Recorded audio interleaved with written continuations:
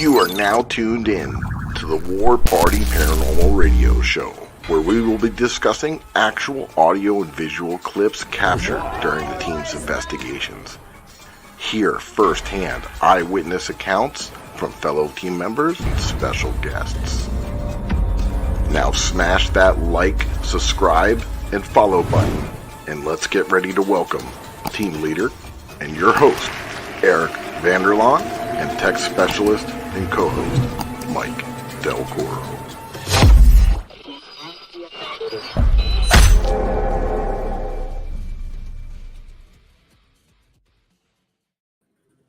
What is up, my paranormal people? Happy Monday. The hard part of the week is over now. That's right. We're downhill, hopefully. But yeah, we got a great show for you. I'm your host, Eric, and team leader of War Party Paranormal. And right over there, I have... Hey, good afternoon, ladies and gentlemen, boys and girls. My name is Mike Del Coro. I'm a tech specialist and investigator with War Party Paranormal. And we got a great show for you guys tonight. I'm going to let Eric tell you what we're getting into. Real quick, before I start that, Mikey is really tired, so just bear with him. I took a little nap, so I'm okay now. Yeah. We had a mega investigation last weekend, so it was quite a drive going up there and back. So just want to give a big shout out to Henry Lee, the owner of the old Gilchrist County Jail. We went up there and helped him out with some things. So yeah, amazing place. Once it's up and running, you guys, everyone's going to have to check it out. It's a great place to visit. A lot of good history. And Henry is so hospitable and such a nice guy and nicest guy you'll ever meet. Yeah, so it's definitely worth it. You know, it's definitely got to check that place out. So I'm not going to waste any time. So our guest tonight is one of our other local paranormal teams here. I would say like on the border of like South Florida, maybe almost Central Florida. If you guys know where Fellsmere, Florida is, it's probably close to Vero Beach. But I made a little intro, and I'm going to play it. So, and then we'll bring in our guest, Larry Lawson. And bam.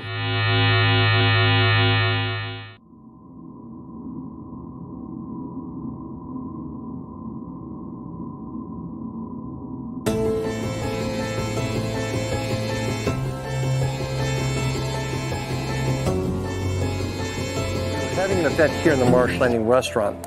One of our guests was taking pictures here in the dining room, and she took two pictures down this way facing the women's restroom. The first picture was clear, just as you see it now. The second picture showed a figure leaning up against the door frame. Now, there was nobody in the restroom at that time. In fact, I took the surveillance video that goes down that hallway and checked it myself and found there was nobody in there at that time.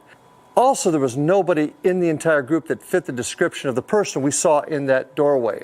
We've dubbed her the Lady in Purple. Now, I took the camera and had it forensically examined. The examiner said that the photographs taken from that iPhone 6 were legit. There were no apps, there were no overlays. The pictures were taken by that camera 2 seconds apart. They wouldn't say it was a ghost, but they did say the pictures were legitimate. So what figure did we have in that doorway? We don't know. But it's one of the mysteries of here at the Marsh Landing restaurant. It's a more or less a sophisticated radio that scans frequencies. And what we're listening for is the white noise in between those frequencies that hopefully the spirits contact us and talk to us. And when we're doing that, we use sound canceling headphones. So the person that's listening while we're asking questions has no idea what the question is and just tells us what the words that they're hearing in their headphones. Or Anthony.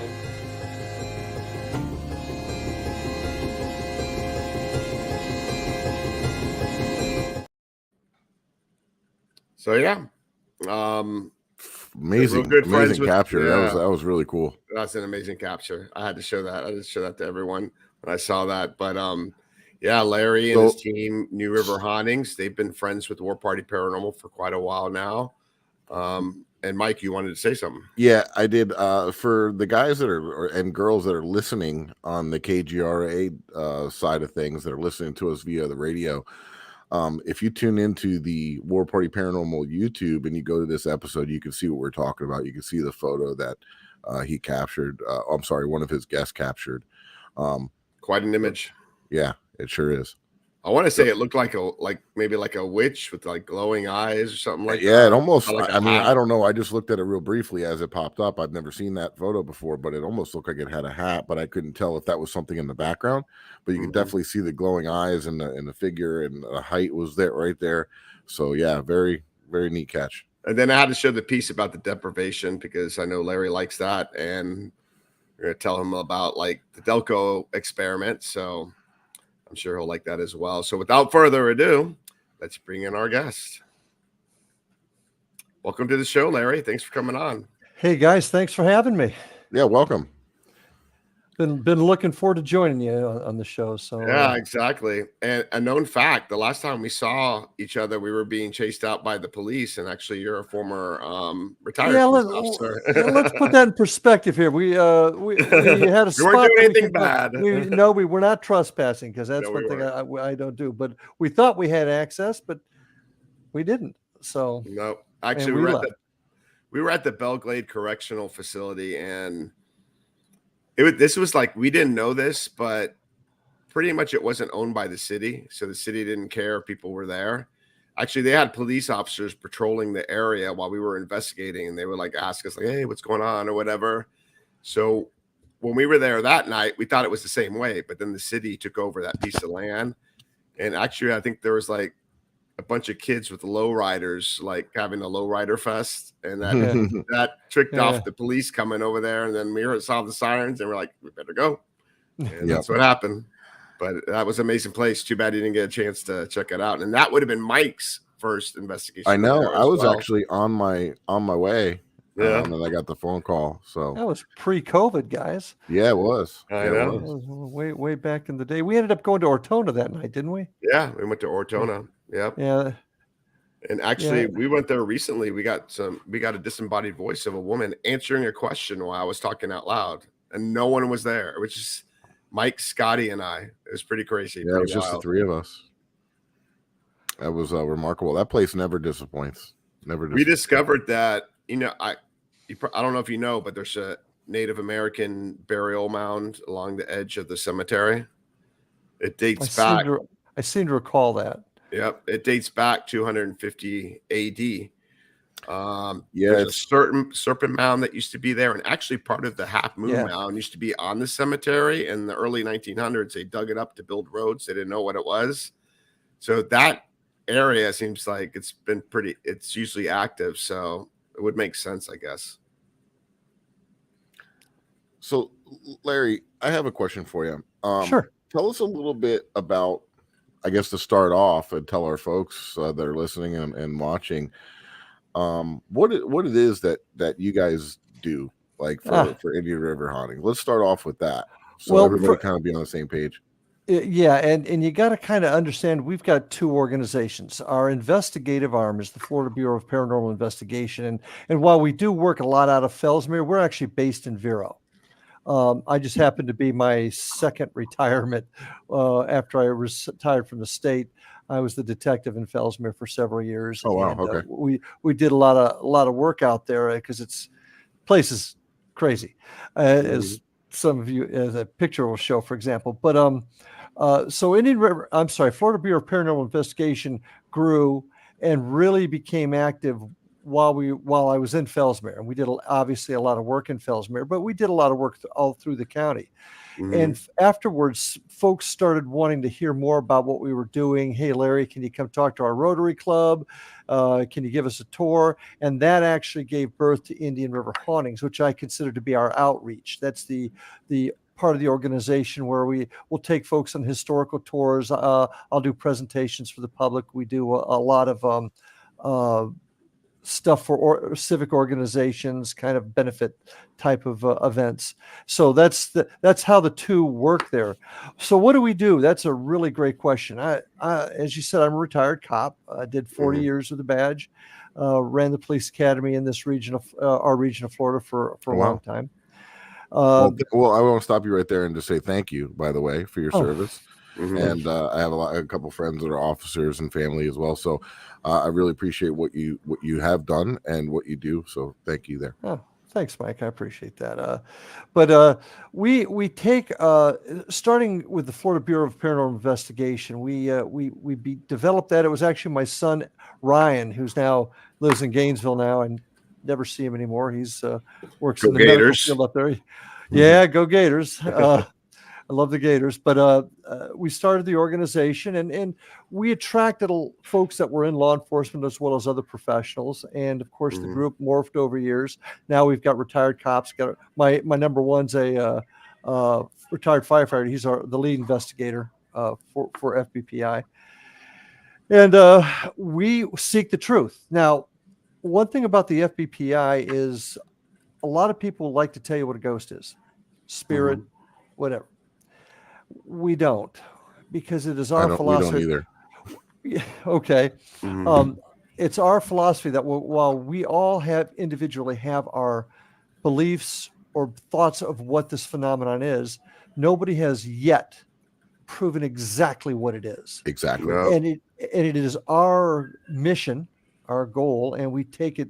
Well, I'll finish that thought first. It's our mission to find the answer, whatever the answer is. Now, because of my background, I'm a very evidentiary-based person. I like that. I need to take evidence that I can collect, preserve, present, hopefully, eventually, to a jury of my peers to prove the existence of what is on the other side. We ain't there yet, folks. No, we're not. But we're working on it. We are, and that's our basic philosophy: is trying to find the evidence of what it is. Indian River Hauntings is the telling of the stories, the sharing of the history, and they both work hand in hand. Very good, very awesome, and it's like seems like you have a very professional stance at it, and that's kind of like he does it the right way. Yeah, the way that me and Eric look at things as well. You know, we try to keep it to a scientific style study and you know, and look at it that way. We're never going to be experts until we're on the other side, right? I don't feel like there is any experts in the paranormal. We're all talk to me, Larry, when you go the other we're side. all trying to collect data. And that's what we need to keep doing, you know, and I think we need to collaborate a little bit more with some of those findings that because you know, because if you know, we are capturing something very similar to another team that's investigating the same location, that's really good evidence, you know, and things of that nature. And I just have one more question for you. Being that you were a detective and that you have this law enforcement background, do you still have access like to people that do voice recognition, things like that can analyze, you know, EVPs or video? Like you said that you had somebody go and look at that photo that was captured and things of that nature. We do have, I'll just say we do have access. I can put it to you that way. It's important because the collection, the preservation of evidence. And, you know, you brought up a great point where you have something similar happen in a spot that you're investigating down south that we have up here. But see, Mike, I think it goes deeper than that even. One of the things that we're doing, and hey, we're not perfect. We oh, shoot, I forgot to do that this time. We're trying you know, we're constantly improving our procedure and our process. But I'm a firm believer that, and people like to say that I'm preaching everybody has to be just the same, and that's not it at all. But I am preaching a level of standardization, and how I like to describe it is, I have a homicide in Vero Beach that I'm investigating. They have another homicide in, let's just say, Nome, Alaska, right? And people take notes. Seriously. There's differences in state to state as far as how some things are done, maybe procedurally or structurally. But essentially, I'm going to investigate the homicide in Vero Beach the same way they're going to investigate the homicide in Nome, Alaska, right?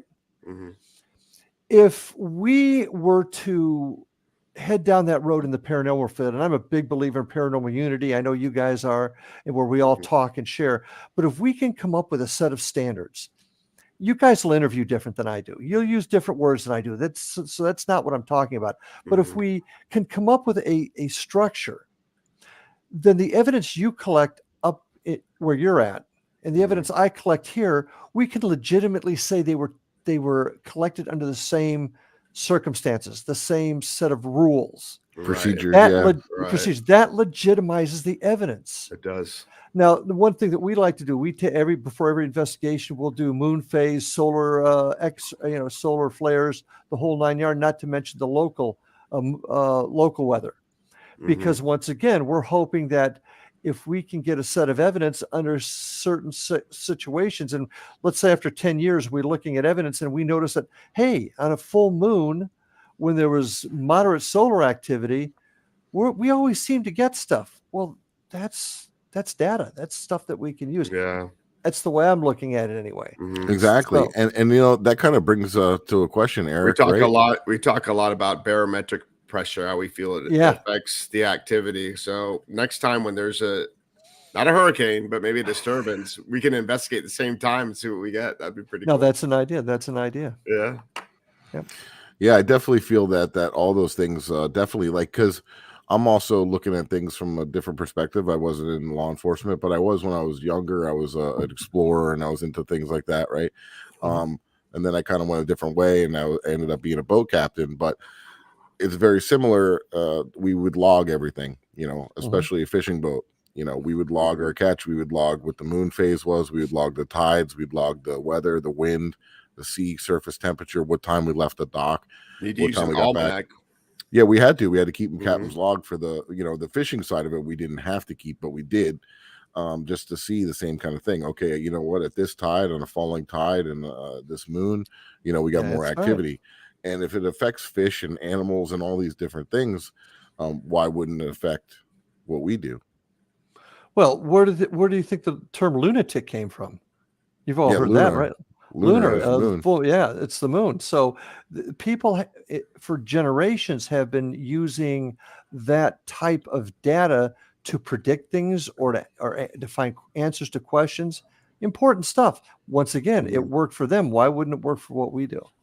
Yeah, definitely. And I don't know if you know this, but we have a chat going on here, and most of these people that are in the chat are paranormal investigators themselves. So that's why I said take notes, because I can't see. I see something popping up here once in a while, but I can't see the thread where the thread's going. Yeah, if you go in the upper right, where you on the very top on the right, you see comments. Yeah. Click on that, and they all pop in. There we go. Now I can see what's happening. Guys, if you're in the chat, listen to Larry, because he has a lot of knowledge here, and he does it the right way. He comes with the frame mind of being a detective, and I'm sure when you got into this, you're very skeptical, because that's the kind of mindset you would have to be, right? Exactly. Well, I was asked, I can't even tell how many times I've been asked, you're a cop, how can you believe in this stuff? My answer is this: you've got a crime that occurred at your house. I come to investigate it.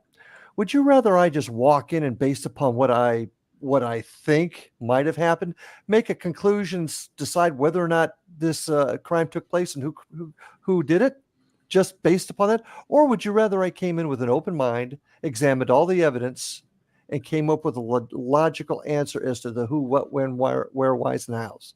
Yeah. And everybody says, well, you got a point there. I said, paranormal investigation is no different. You got to go into it with an open mind. Now, I had a real problem early on the way mediums worked. I got to admit, I worked homicides where I would get mediums calling me saying this, that, and the other thing, and they never turned out. And I just had a very negative view towards it. Yeah. Once I got into this field and really began to work it, and there's charlatans out there, and there's folks that believe they are, but really may not be. Yeah. But then there are folks out there with the gift. And that's what I found as well. Yeah. Yeah. But we scrutinize them when we have a new team member that's a medium, because we have to make sure they're right on spot. Yeah. And that's a whole interesting discussion with mediums on teams. We actually use a medium now, and he's in, ready for this one, Durham, England. Oh, wow. Yeah. His name's Chris Huff. He is amazing. And I got to know Chris. I had him as a guest on my radio show. Oh gosh, probably back in 2017, 2018. And he's an expert on haunted Royal Air Force airfields. Oh, wow. Right. And my dad flew for the RAF during the Second World War. So there we had a common thing. I got him on the show. We talked and actually investigated with him in England.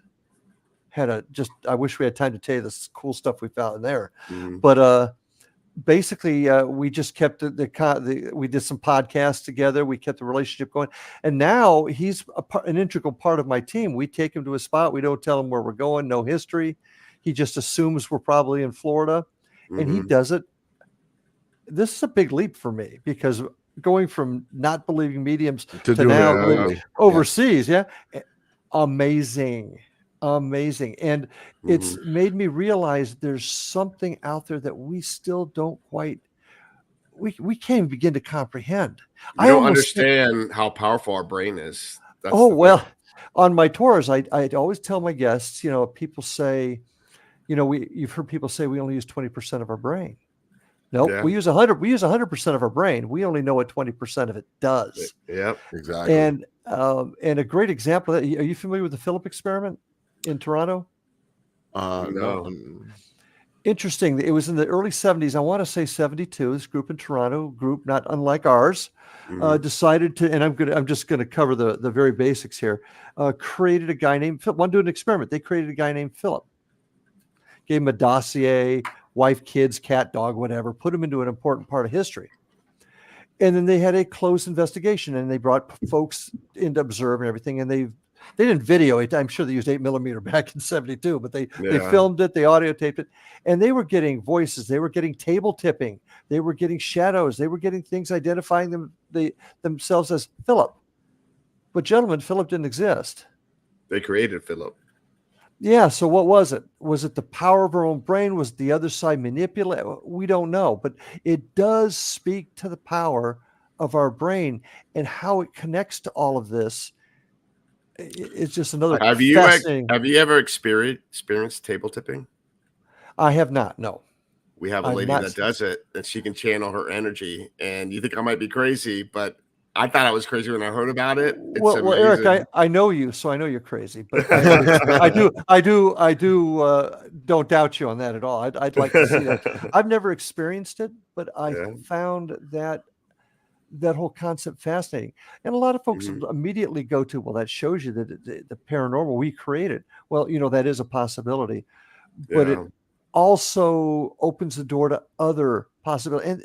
And that's what I'm saying. How can you possibly know what this phenomenon is? That's the thing that really blows my mind, right? Is that it could be so many different things that, we could think, we could be thinking that we're talking to the afterlife. It could be dimensional. It could be the human consciousness network. There was another study that was done that, they have these random number generators that are always running. And they look at them, and they went back and looked at them right before the 9/11 attacks, and they all started lining up. And their belief is the human consciousness kind of knew something was coming right before and manipulated the number generator. Well, look at animals. Animals can tell you when there's about to be an earthquake. They know when a storm's coming. So, I mean, there's something in nature that affects. So why wouldn't that same theory work for what you just described, Mike? I mean, it's no, I definitely think that has a lot to do with it. The human consciousness and the network. I feel like it's almost like an internet, like a network around the world that is all human consciousness is kind of tied together in a way. Several folks I've spoken to, Chris Huff's one of them, firmly believes in a collective conscious. Yes, that somehow everything is all connected, and he's a medium. So I listen to what he says on that sense. But once again, we as paranormal investigators cannot sit here and say we know definitely, as Danix just mentioned. Definitely, we do not know definitively what this phenomenon is, and as soon as we realize we're not that smart, and we start looking for the answers, I think we might get farther. Yeah, I agree. And if you ever notice, like when Eric and I or a lot of some of the other team members investigate, we never say like, this is this, This is a spirit. This Yeah. is a ghost. This is that. That we just don't know. We don't know. Mm-hmm. You know, we won't know. And you know, we can have our theories that this is, you know, could be residual. This could be this or whatever. But in all reality, like, we keep it very open. We know this is what we captured on the EVP. We know this is what happened. We look at the evidence. We look at what we find. But yeah, it's, you know, and a lot of people have different styles of investigating, which all work for everybody. And I'm not saying it's bad or this or that. It's just a personal way that I think of things, because it's also the fact that it's very hard for me to wrap my head around people that are sensitive or have, I mean, yes, we're all sensitive. I would say mediums and psychics and things of that nature. It's hard for me to wrap my head around it because I don't have that. And when it happens to you, when it does happen, you still don't believe it. You're doubting it, and then it just hits you like a few days later. It's well, I'm as sensitive as a rock. I'll be quite frank. I'm right there with you. My son, one of the other things, he hates it when I bring this up. My son Evan, who, by the way, had one of his most significant experiences at Ortona. Oh, wow. Yeah, he saw a large blue orb with his eyes, not through a camera, come up out of a grave and go across. That was the same night that I actually saw shadow figures running across all the front of me time. all the time. But Evan has got the gift, and I didn't realize that we were out in Fellsmere, and we were investigating the oldest building in Fellsmere. It's the section foreman's house that laid on it was for the conductors to stay in on the old railroad track that came out from Sebastian. And we're investigating nothing in the house at all. It was an old beat up place, but Evan just was staring into the woods, and he was, I think 14 at the time, maybe 15. And Evan, what's wrong? They're staring at us, Dad. Who? The Indians. They're just watching us from behind the trees, and he didn't know how to take it. He began to have a lot of experiences after that, and the first thing that came to his mind is, "Oh, I got to be making this up. This can't be real." Take out your belt. Go to your room. That's I did. How'd you know that? No. He had a lot of trouble expressing belief in himself. And hey, Bob, how are you, Bob Senker? Hey, Bob. Bob's a great guy. He's been at Belgrade as well. Yeah, Bob's a great guy. Any rate, I find that sensitives, mediums, Chris is the same way. He doesn't believe himself half the time. Yeah. It's the people that have those definitive, I see Betty Lou Jones in that corner there. Yes. Yes. Those are the ones I worry about. And the ones that I have talked to that I feel legitimate, like Joe on our team, he's a good personal friend of mine. And I actually went through. It's a good story. I actually went through the experience of him figuring out that he was sensitive. He always knew that he saw like little something, and he lived in a haunted house. But when he started investigating more and more as we got into the war party team, and me and him were personal friends, he started hearing stuff at home and started seeing stuff. And he was scared at first, like, what the hell? Am I losing my mind? And then he started to realize, like, maybe I'm picking up on stuff. And it was, like I said, a little hard for me to understand, because he's our human REM pod now. I agree. But then he started working with April Boussette and a couple other people and trying to work and figure out what was going on. And now, I mean, he is spot on with so many things, and he doesn't give himself enough credit. Tell him about the drawing. They never do. The good ones never give them, and that's my whole point. The good ones never give themselves credit and always kind of second guess themselves. And to me, that gives them more legitimacy, because sorry to cut you off, but he was working with April, and April was another one that blew my mind. And she was on our show. I'll let Eric tell you that story, but right after. But Joe, he goes to me, in this class, we were trying some things, and what we were doing is getting on Zoom, and one person would draw something, and the other person would start trying to figure out what they were drawing. And this is virtual through Zoom. It's not even like you're sitting right there in front of the person. I said, "You want to try it?" I said, "I'll try it." He's like, No. I said, "No, I'm not going to judge you." I said, "We're just going to play, play with it, and we'll see." And sure enough, I'm drawing the first thing came to my head. I just started drawing like a little snowman and like a little house and some trees and like some snowflakes. And he goes, I'm seeing like a star, like a almost like a snowflake, and like white, Like it was, and he's like, is it Christmas? Is it like something? And it was like he Wow. really nailed it, and it was so amazing. But Eric, what were you gonna say about April? Well, we had April. I don't know if you're familiar with her. She's up in New Jersey. She's been actually on an episode of the Holzer Files. Oh, okay. But she's like one psychic medium that blew my mind away. We had a drawing for our show, and whoever won the drawing, we get a reading from April. So we had this lady from Canada that won the drawing, and we had her live, and she read her, never even met, and the things that she was saying was just jaw dropping. I couldn't believe it. It was crazy, like to the point where like she could name how many kids she had. I think she had five kids. One of them had a lazy eye. She was like, she mentioned that, and she said, "Don't worry, I used to have a lazy eye when I was a kid, and I had it fixed. So he's going to be a handsome guy," and it was just crazy.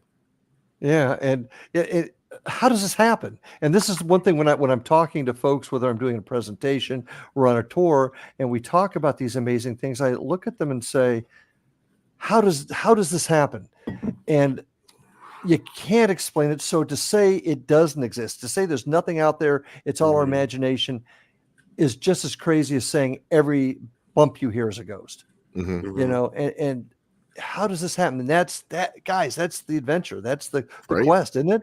That's what makes me go. Now you know why I go crazy. But I mean, but isn't that wild? Like, if you were gonna have an experiment, that is like the perfect experiment. We picked a random person off the internet that she never met, never seen, and didn't even know the name, and then put them two live together on a live show, and she nailed it. Like, now, that's wild. Here is a huge challenge for all of us. We're all scientifically based. The three of us from we all like our evidence. I mean, I got to go to court, right? I've got to have evidence to present to a jury. Exactly. Right. But here we've got these pieces of evidence that are so circumstantial. How do we start to create the ability to prove these incidents, to prove these events, to prove this happening? And that's why we're filming all the time. That's the only way I could figure it out. If we capture it on camera. Here's the other thing, right? Is that was so significant in everything. It really changed a lot of my beliefs, and it was on this show. And it just goes into the archives on YouTube somewhere, and then, a couple hundred people see it, and that's the end of it. Like, there's got to be a better way, right? Exactly, and that's my point. I mean, you know what happened to you, Mike. There's no denying it. You know exactly what happened, just like all of us have had things happen to us. But you're always going to get those folks out. There's a lot of it's in the scientific community. Well, prove that something else didn't cause it, or prove that you're not even making it up. Yeah. Right. And it's a shame, but until we can get to the point to somehow quantify that information, and I don't know that we will, but that's almost as much as as important as getting a picture of a full body apparition that you can't deny. Oh, like in Fellsmere. Okay. See, but that's what happens too, is Eric and I have talked about this, right? If you get evidence or you get some They're kind of say you faked it. If it's not good enough, they're going to be like, "Oh, it's static, it's this." And then if it's too good, they're going to be like, "That's faked." So you're like, where are you at, right? We've got two sides of this. For starters, the first side of it is, if we as a field could come up with an agreed set of framework to investigate, it's when we find this evidence and they're found under the same procedures, basically, it is going to make our evidence a lot easier to defend. Yeah. What would be kind of neat? And I think people have tried this before, but some kind of a website or database or something where people could submit. I tried it. EVPs and things like that. But in our field, there's half, and I hate to say this, but there's half of the people that want to do what we want to do, like our kind of realm, and then there's a lot of people that are more into the entertainment side of things and not into and more of research than research. So it's like it's such a mixed bag. Well, I actually wrote an article about what I call paranormal thrill seekers, And I think there's a place for them. I mean, why do people jump on airplanes? Because it's thrilling.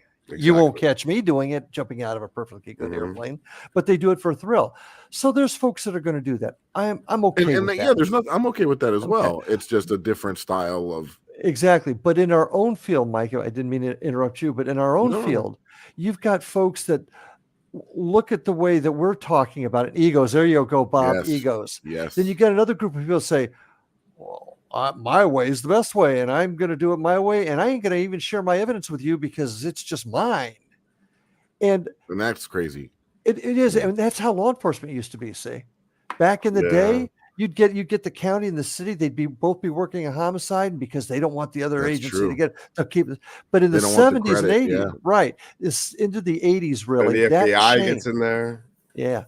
But that changed. Now agencies share information all the time, and you know what the result is? We solve crime. So why can't we somehow, as Bob just mentioned, egos, if we could find a way to put the egos away and realize that none of us are that smart, none of us have all the answers. Let's all get together. Let's find a way to do it in an efficient manner so that we can take our evidence, examine it, tear it apart, find out the similarities, and maybe find that answer. But we can't do it as a group of individuals. We got to do it as a team. That's my thought anyway. Yeah. I totally agree. There needs to be, and I just obviously I don't know the answer. But it would be great to have some sort of guidelines or somebody. It doesn't even have to be like a team. It could be something on the side that is like you're part of this organization that you submit data to and things of that nature, you know. Well, here's the way I would see it. A Florida Department of Law Enforcement criminal justice standards and training. I got to go back to the cop stuff because that's what makes sense. That's they got to figure it out. But you have a group of people from all over the state that vote on rules and procedures and how things are supposed to be done, how cops are trained, how this and that, everything's done. If in this field we could get a group of folks from different organizations all across the country that could sit down and come up with an agreed set of guidelines that can be changed. If somebody comes up with a better idea, we'll adjust it. But I'll call it the Lawson guidelines. Don't do that. But like, first example, whenever you do an EVP session, you must begin with the date, the time, location, who is in the room. Have a data collector running too, an EDI. Yeah. Oh, I love the EDI. It's one of my favorite tools. But I mean, go ahead. No, it's okay. It's just what you were saying right there is what I get most frustrated, and I think is the hardest part is when you have a couple people investigating. It's hard to really get rid of outside or noise. Contamination. Thank you. It's so hard. It is so hard. That's the only, that's the thing I get a little frustrated about. But but like you're saying, having guidelines. All right, this is, this time, this is the date. Just like you're conducting as a detective when you're doing an interview. Exactly. Because if I go up to Nome, Alaska, and I look at that transcript from that interview they do with that suspect, he's going to start off the same way generally I did. I mean, it could be out of order a little bit. You got to, people hear this and they think that you're trying to pigeonhole everything. No, that's not accurate. But every interview is going to start with date, time, who's there, who's being interviewed. Right. And just that type of structure would go so far to help us all work together and come up with it. I had a log at one point where I would do all that, and then we're investigating so often now, and now we're also shooting stuff for Paraflix, and we're doing this show, and then we're doing everything that it kind of got a little overwhelming, and we're working a full-time job, too. So then it gets a little overwhelming, But we have to pay the bills now and take a little break, just like a 3-minute break, and play a couple commercials, and then we're going to continue here, right, Mikey? Right. All right, so I'll let you start with the first one, and then I'll take the next one. And all right, sounds good. So we got to run a little clip from our sponsor, the Ghost Hunter Store. Those guys are awesome. Dave Giuliano is the owner. He's Larry. You can jump on this offer too. Okay.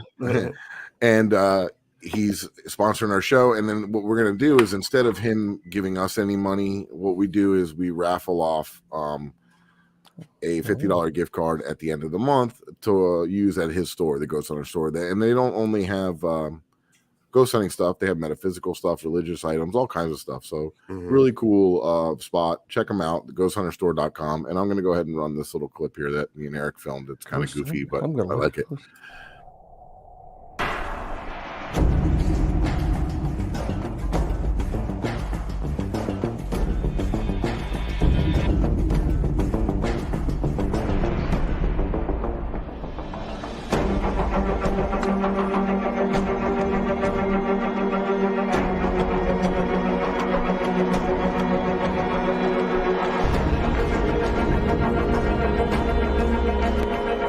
What's up, my paranormal peeps? I'm Eric Vanderlaan, and I'm the host of War Party Paranormal Radio, and also the team leader of War Party Paranormal Research.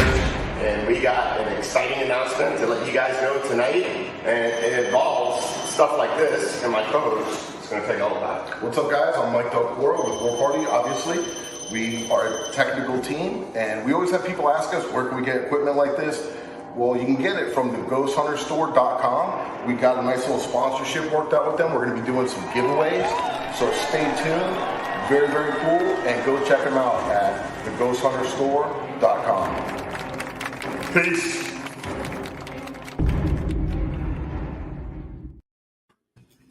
There you go. There you go.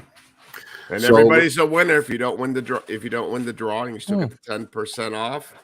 Yeah, you get a percentage off your purchase regardless if you use the code Ghost Right there in the Gone bottom. Wild. Yep. And Not Girls Gone Wild, Ghost Gone Wild. yeah, exactly. Eric, and what should we make the code word for today? Ooh. That's a What's good order. the Make it abbreviation for your team again? Larry? Oh, FBPI. There we go. Let's do that. FBPI. If you go ahead and comment that into the comments on our YouTube channel for this episode, you'll be entered in for a chance to win the $50 gift card. Eric, what's next? All right. So, Larry, one of the most important things on going on a long investigation, especially like if you go during the summertime in Ortona, is you're going to have your fluids, right? You got to have your water, something to drink. So we got something for that for everybody. Here we go. What's up, my paranormal people? Eric and Mike here from the War Party Paranormal Radio Show, wanting you to remember the importance of hydration. Remember, we hunt ghosts. We don't want to turn into ghosts. Dehydration can lead to inflammation and even degenerative disease, so hydration is crucial. Whether you're up all night investigating the paranormal, sky watching, or Bigfoot, Fuel Up Hydration System is designed to support motivation, concentration, and rejuvenation with the best immune-enhancing delivery system available today. Experience the benefits of Fuel Up with their Feel the Difference money-back guarantee. Visit fuelup.gg/warparty for their special offer that includes free shipping. Fuel Up for life. Hey, Eric, how did we do? It's awesome. All right. Well, maybe we should stick to hunting ghosts. I don't know if commercials is our thing. True that. So yeah, actually it's pretty good. I tried it. It is. Now my son's all about it because he works out and now that's his thing. Yeah, they got a bunch of different ones. They have like a pre-workout, a post-workout, wake up. They have a bunch of different ones. So if you want to check that out, you just go to fuelup.gg/warparty and you get free shipping. So Larry, we were talking about Ortona and everyone here was listening, like the experiences you had, your team had, and in the past they heard experience that I had. Well, actually, we don't have a date yet, but I think it might be next week or the week after. We got our next episode for Paraflix coming out. Yeah, and it's called Spirits of the South. And that is going to be including all Ortona and the ancient serpent mounds that surround it. Oh, very cool. The Ortona Mounds. So everybody here listening, and tell all your friends, sign up for Paraflix. It's only $3.99 a month. Use our discount, the Haunted Files, 25, Yeah. and we'll give you guys a little teaser. Here we go.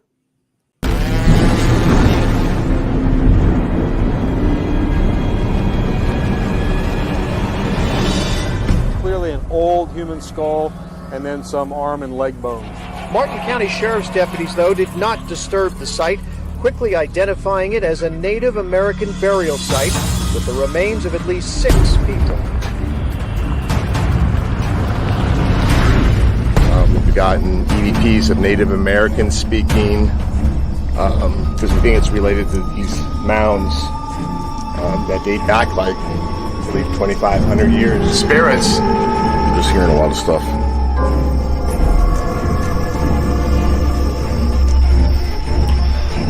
All around me in these woods. And I looked over and I just saw legs walking. And like a torso, there was half a torso there.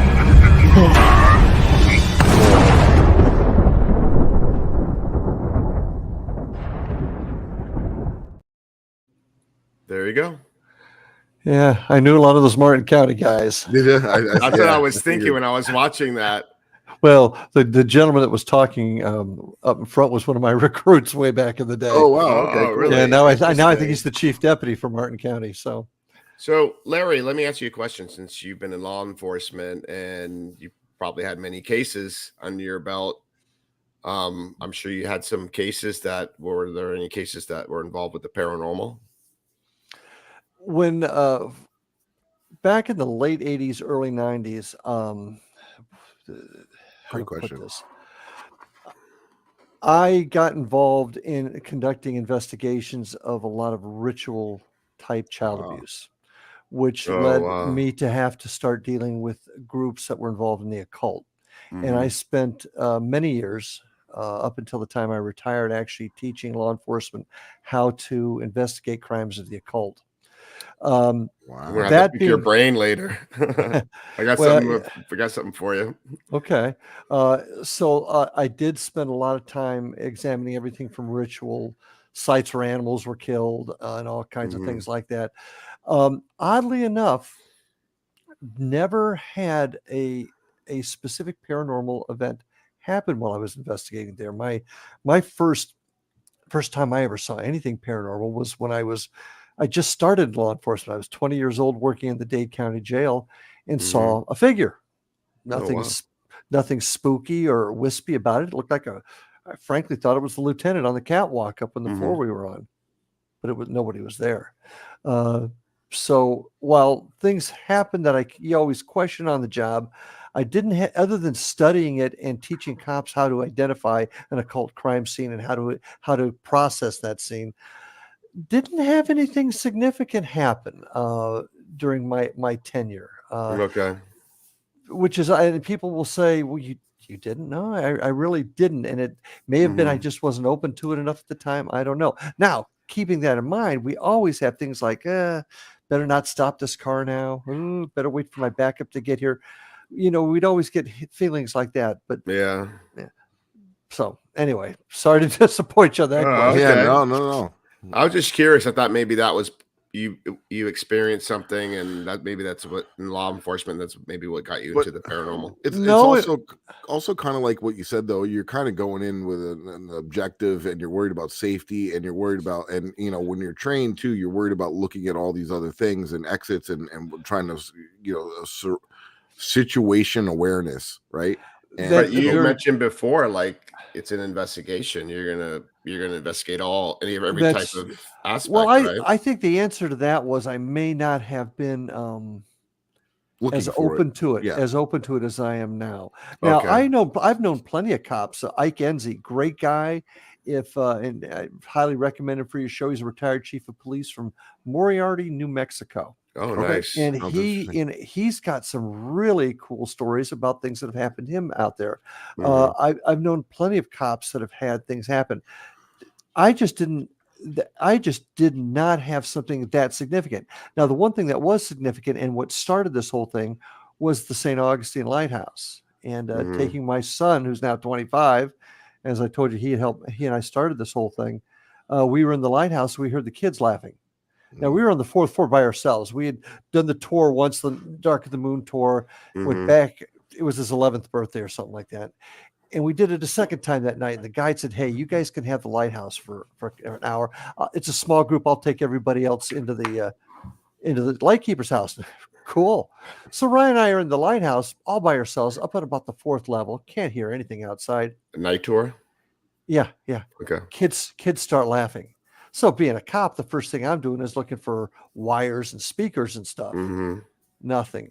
That event there made me realize there is something out there, and that's when we got the group together.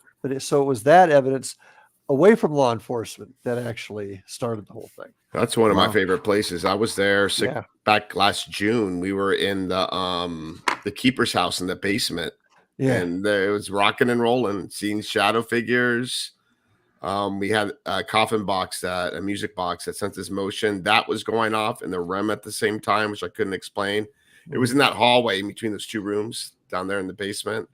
So I don't know what in between. And then I was seeing shadows like on the other side. So amazing place. One of my favorites. Yeah. Oh yeah. And for some reason, our team, we had the lighthouse to ourselves in January, as I was telling you earlier. And it's the only time and we still got stuff, but it was fairly quiet. Yeah. But that happens. Hit or miss sometimes. Yeah. Oh yeah. It's like fishing, right? Yeah, exactly. Sometimes they're biting, sometimes they're not. That's exactly what I always say. I also look at it like, I think it's the way you have to like speak to spirits. I mean, they were people. Amen. You don't like, what's your favorite color? What's your age? What's your name? I mean, you ask those questions, but you make it a conversation piece, like you're talking to a person. Some of the times, Eric and I will, and it seems to produce, right? We say, you know what, we're tired. I bet you're sick of getting questions asked to you. Do you have any questions for us? And we're going to go ahead and leave these recorders here, and we're going to walk out of the side of the room, and you can say whatever you like. Yeah. I like that. And then we'll just walk away, and we'll say, this is us leaving. We're shutting the door. And then we'll shut it, and then you're like, all right, this is us opening the door, and then we come in and we listen to see what we did that last Saturday night, and we weren't getting EVPs at all, and we did that, and we came back and we got some pretty amazing stuff. It was pretty interesting, and we had the recorders in like the most active cell, which is cell number 7, so that was pretty interesting. How weird? Well, I don't know if we want to talk about that yet. We'll wait for the show. But, exactly. Yeah. Can't discuss it too much. We can say it off air though. I got a question for you guys. Mm-hmm. It's kind of a theory that I'm developing now. You get some of these big places that are well known to the paranormal community, attract a lot of folks coming in. Waverly Hills, Rolling Hills, some of the big places. That just attract everybody. Mm-hmm. Do you think that sometimes those places become almost like a pond that gets fished out? Absolutely. And what I mean, and maybe they just get so tired of people coming in there, they just disappear. Mm-hmm. I think so. And it's funny. It's me going back to like, you have to talk to them like people. Like we went to Waverly Hills, and for me, what my whole process was going to be is I want to see how this compares to the places I investigate down here. And I mean, we got a little bit of evidence, but it wasn't anything like what we expected. And I think for us, and I don't know if you feel the same way, when you're going to a place over and over, it's almost like you're building relationships. Oh, and absolutely. That increases the activity. Because, just like you, we do events down here, right? And when there was one point where we were going to the old Davy Schoolhouse, and we were going to the Veely House and the Walsh House, like we were back to back, like we were there like 2 times a month. And you'll like this. We have a historian, and we were getting evidence that the historian was like showing us like a historic fact that that's great evidence we were getting. Like it was blowing our mind away. It was wild. Like she's very intelligent. She knows a lot about the history there, and she knew like, all right, I'm not going to tell these guys the whole spiel. Even now, like, and we've been going there for years. No, she'll wait and see like what we're getting, and then at the end she'll be like, okay, now something that blew my mind away.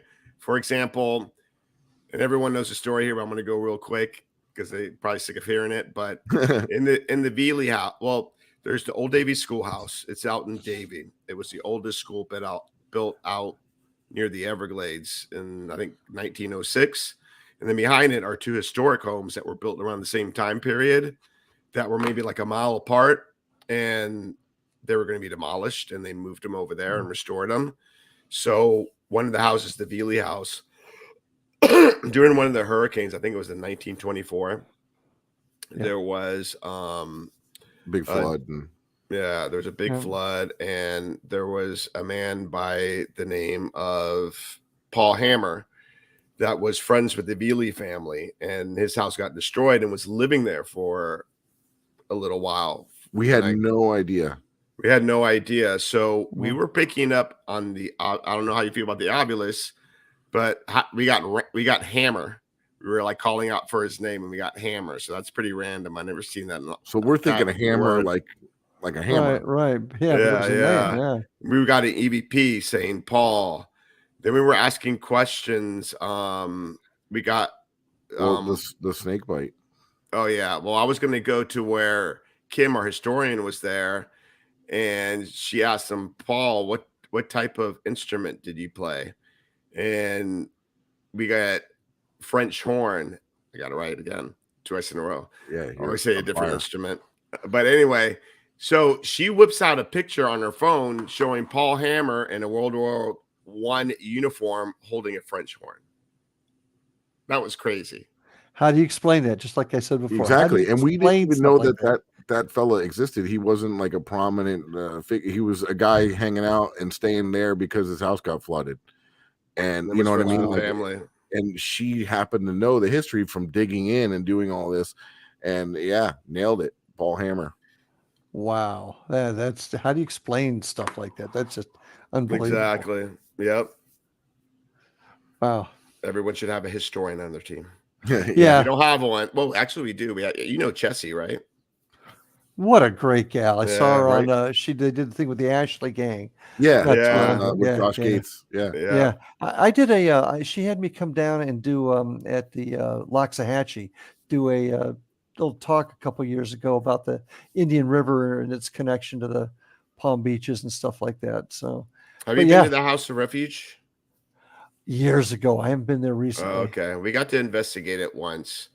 We didn't have a lot of time there, and there's a lot of people, so we didn't really get too much, but I'd like to have the opportunity to have it alone and see what we can get there. Do you know the Mesmers, Pat and Trish? Yeah, Mesmer? they were there when we were there. Great people. They wrote a few books and everything, right? Yeah, they're terrific folks. Yeah. So they're the best contacts for there. Yeah. So Larry, a lot of the people here are paranormal investigators, and to me, it seems like you live in a haunted town. Can you talk a little bit about like the haunted locations in Fellsmere and the history and some of the places that you guys investigate and do tours? Sure. Well, promote yourself. Well, actually, I'm in Vero. I just was out in Fellsmere. Now, Fellsmere's changed a little bit. Political stuff has changed out there, so the access isn't as common as I used to have out there, for lots of different reasons that I won't go into right now. But we do go out there we still do our dinner and a ghost hunts out there a couple of times a year. And as far as and Fellsmere is crazy, people don't realize the history behind that place. It's the oldest incorporated town in what is now Indian River County. Bear in mind, up until from 1905 to 1925, we were the north end of St. Lucie County. So we didn't become a county until 25. But it was the first incorporated city in what is now Indian River County in 1915. It's the first place, ladies, you're going to like this. Fellsmere is the home of women's suffrage in the South. In 1915, Zaina Dare voted in the municipal elections when Fellsmere was created, and she was the first woman to ever vote south of the Mason-Dixon line in the United States. Oh wow! Yeah, oh, wow. cool little bit of history there. So they've got the school that was constructed in 1916. It is the oldest brick and mortar school in what is now Indian River County. It is now City Hall, and the things that we've gotten in there, you don't have enough time on the show for me to go into there. Figures, kids laughing, kids running up and down the stairs. One of my first early stories, we did an EVP session where you heard clop, clop, clop, clop, clop. What the heck was that? Didn't think too much of it. Well, I'm also on the advisory board for this Indian River County Historical Society, and we talk a lot.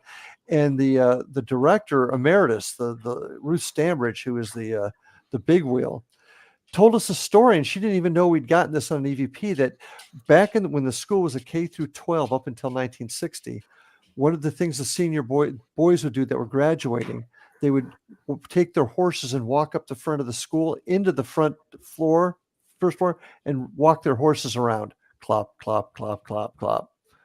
We got that. And we didn't know what it was until we found out about a year later. Oh, wow. One of our greatest EVPs upstairs in the auditorium, a little boy we call Billy. We talk to Billy all the time, and we don't know if that's his real name. You can hear this on our website, by the way. It's is this the room you like to be in, Billy? Something along those lines. Mark Holt, one of my team members, got this. Clear as a bell, you get a little boy saying, "Yes, sir." And there were no kids in the school at that time.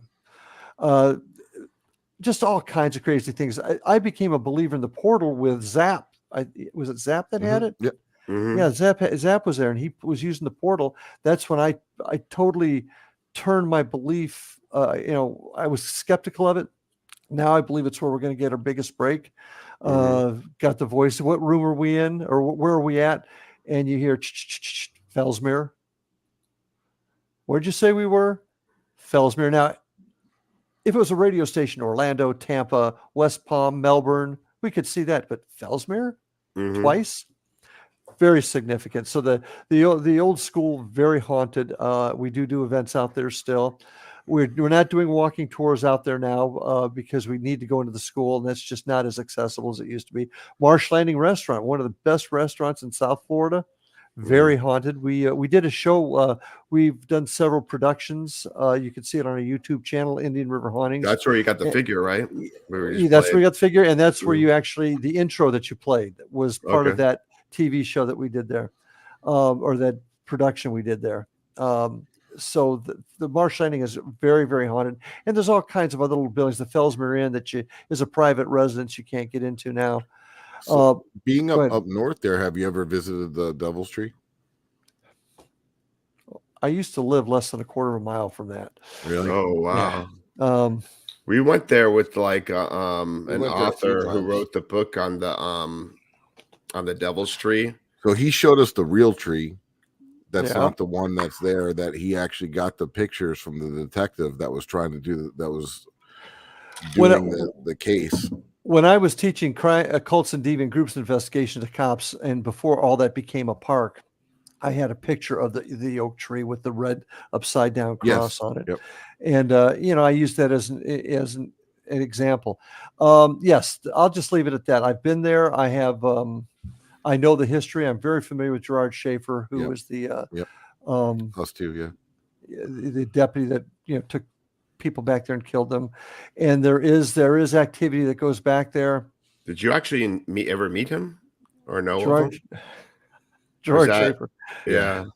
He was before my time as far as being a cop, but yes, I'm very familiar with him and the folks that investigated him. And so there's another spot on Hutchinson Island, right? That he had another spot there. And that's where the girls escaped from, and they end up. That's how they caught him. Bob Crowder, who's a friend of mine and was the sheriff in Martin County for many years, was a young man and was he was a Stewart police officer. He's appointed by the governor to become the sheriff when they took out the sheriff that was in at the time. This is back in the late mid 70s, somewhere in there. And Bob actually hired Schaefer.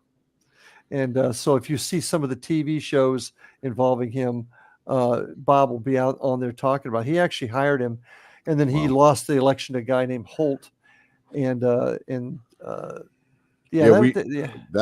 a whole crazy story. I mean, he was trying to be a priest. He was a teacher, like all these things, right? So, yeah.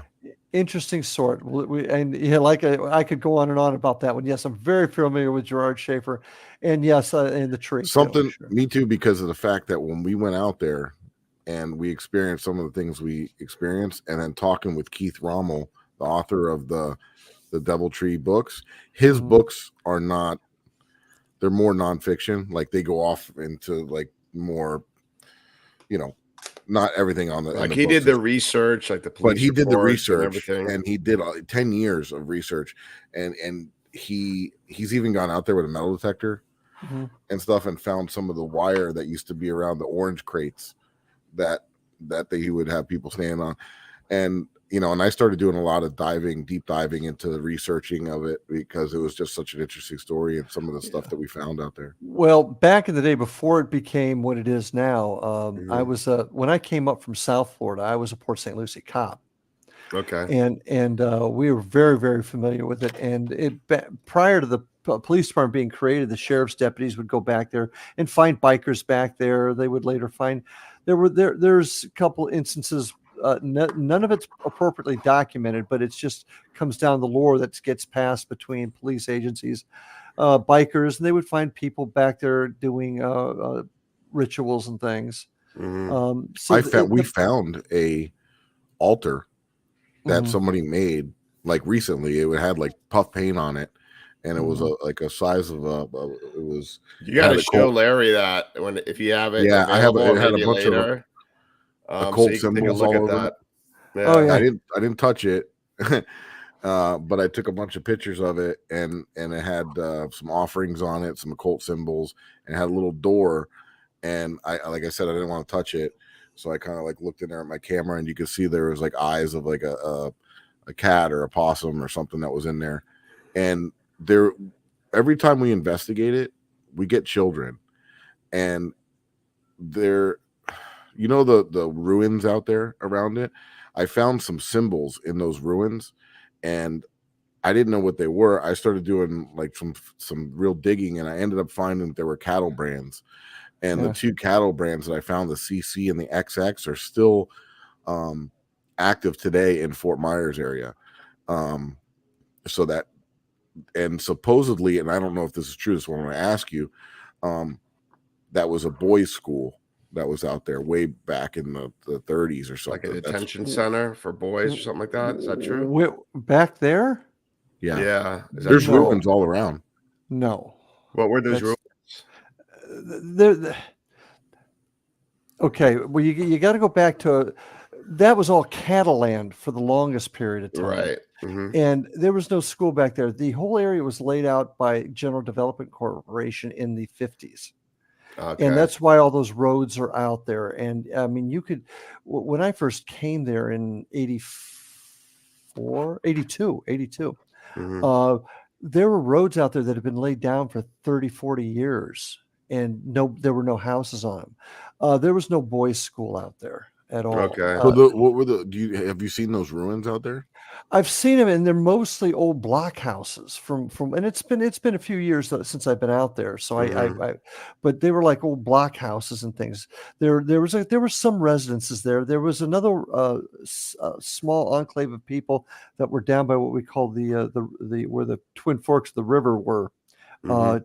going from the central part of Port St. Lucie over.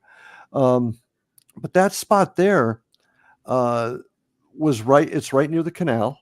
Yeah, Mhm. they were. California. I'm sorry. No, I was going to say you're right. They're Yeah. block structures with a slab, and then on the stairs going up is where I found the cattle brands. Mhm. Yeah, those were mostly all that whole area was part of the Peacock Ranch for years. All part of that part of Western Port St. Lucie. California and Del Rio intersect there, and those roads were laid out in the 50s. In the 30s, there was really not anything out there at all. It wasn't until General Development Corporation began to develop Okay. it, the roads came through. Prior to that, it was all cattle land. Okay. So that's the first I've ever heard of a boys' school. Oh, okay. That's good to know. So that's the problem sometimes, and there's no question there's some interesting things that go on there. I'd love to talk to you about it, sometime. But sometimes things do get Yeah, exaggerated a urban bit. legends Oh, and yeah. and Yeah. things get mixed in, and yeah, for sure. So But very, very cool. And we're kind of running up on that time. We're Sorry. about no, I mean, we can stay on for as long as we want, but I mean, the show is an hour, and if you got other things going on, we can let you go, and we'll or we can continue for a little bit. It's up to you. I've got a few more minutes. I probably do got to run here shortly, but Yeah, I've got no a few worries. more minutes. So, Larry, can you tell people like where they can find you? If you have any events coming up for some of the local people? Well, we've got something really cool going on right now. And you can get a hold of us at IndianRiverHauntings.com or ParanormalFBI.com. If you're interested in the show that Eric is going to be on April 6th with me, it's Ghost Guy at ParanormalStakeout.com. The name of the show on the X Zone Radio Network is Paranormal Stakeout. So those are two spots. You can also see us on Facebook, either Florida Bureau of Paranormal Investigation or Indian River Hauntings, and of course our YouTube channel, which is Indian River Hauntings.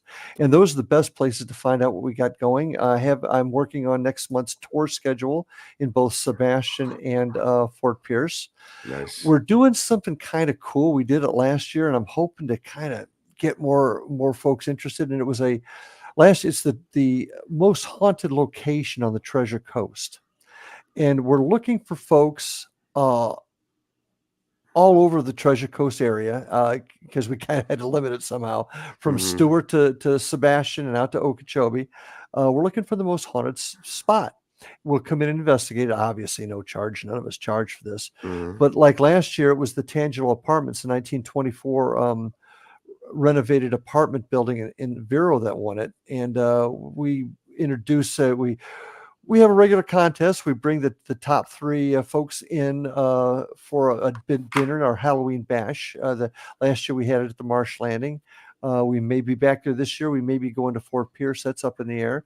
And then we give a plaque and make a big deal and give some bling to the most haunted location. And so we're working on that one. Sounds And awesome. I'm dying. I'm dying to go to one of your events, but whenever you have an event, we have an event. Yeah, unfortunately, you guys are as busy as ours.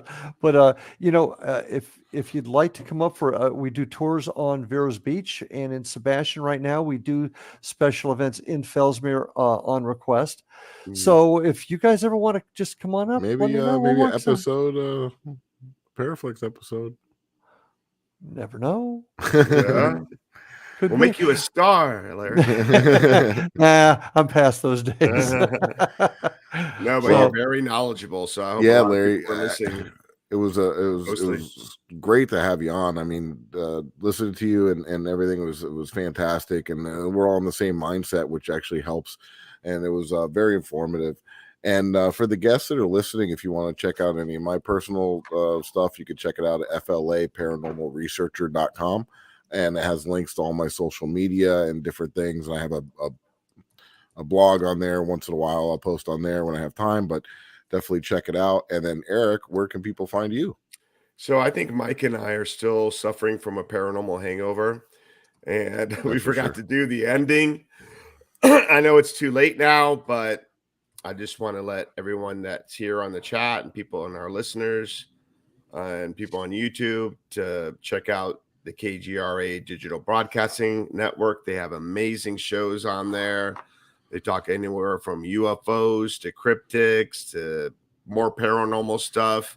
They have great guests that are well known. They have the MUFON there. They have Bishop Long. He's made appearances on Ghost Adventures. So yeah, check them out. And me personally, you can find me at Ghost Hunter of South Florida on YouTube, Facebook, Instagram, TikTok, and more importantly, don't forget to follow us, War Party Paranormal. Tell all your friends about the show. Tell them to subscribe to us. Everything's linked to warpartyparanormal.com, our shows, our events, so you can check it out. April 21st, Friday, 7 p.m., we'll be at the Old Davie Schoolhouse. We'll have a paranormal investigation event where you can come. It's hands-on, and we try to get evidence right there in front of you if we can. Sometimes they're not cooperative. Sometimes they are. But the chase is the exciting part, right, Larry? The chase. Yeah, come on out and you get to investigate right with us. So exactly. And obviously, if you're local too, check out Larry and make sure you support him. And definitely. And don't forget Paraflix. Check us out. We got a 2-part episode running right now. The Denham House. That was amazing. That was an amazing location. That place was a fire. That place was so active. Yeah. So definitely check it out. And I want to thank you again, Larry. And my pleasure. Thanks for having me. Yeah. Thanks for having us. And thanks to everyone in the chat. Oh, everybody. Oh, don't forget, Eric, you're going to be on my show April 6th, and that'll be coming out on the X Zone April 6th. TV and radio network. So, Yep. everybody listen. So go I'll be check that out. promoting it till April 6th. So we'll let people know all right. to hop on board there. Perfect. Thanks again, guys, and everybody have a good night. Keep it spooky.